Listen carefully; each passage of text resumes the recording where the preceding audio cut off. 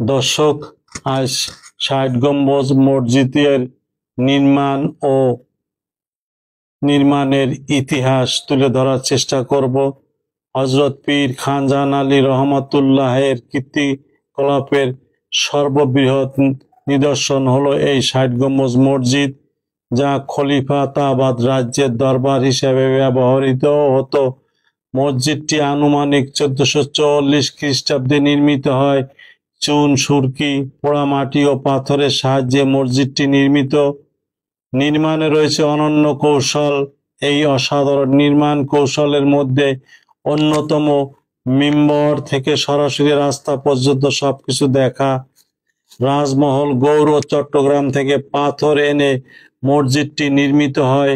মসজিদটি ৬০ গম্বুজ নামে পরিচিত হলেও ৮১টি গম্বুজ রয়েছে, যার ৭০টি গোলাকার, মধ্যকার, ৬০টি চৌচালা বিশিষ্ট ও চারিকোণে ৪টি মিনার রয়েছে। মসজিদের দেওয়াল ৮ ফুট ৩ ইঞ্চি চওড়া। ওই ৬০টি পাথরের বাকি ২১টি পোড়ামাটি খাম্বার উপরেই মসজিদটি নির্মিত।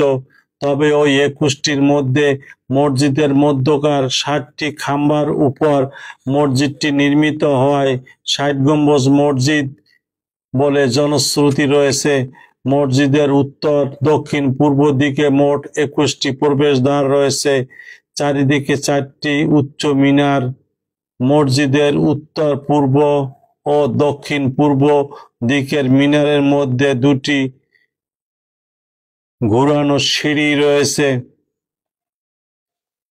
এর একটার নাম আদার কোঠা, অন্যটার নাম রওশন কোঠা। দর্শক, এই হচ্ছে সেই ঘুরানো সিঁড়ি, যা বর্তমানে পর্যটকদের প্রবেশ নিষিদ্ধ রয়েছে। এই একটা সিঁড়ি আপনাদের দেখাচ্ছি, এখন তালা দেওয়া আছে। ওই মিনারের থেকে বহিঃশত্রু গতিবিধি পর্যবেক্ষণ করা হতো।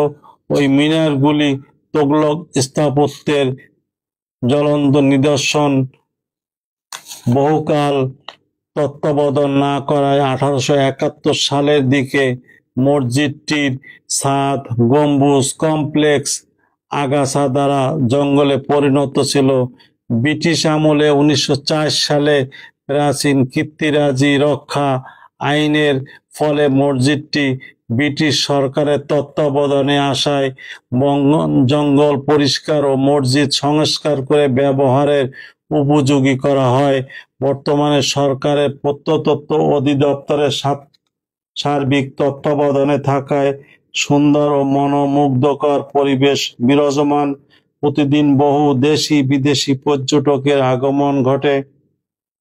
১৯৮৫ সালে মসজিদটিকে ইউনেস্কো কর্তৃক ৩২১ নম্বর বিশ্ব ঐতিহ্য হিসাবে ঘোষিত হয়।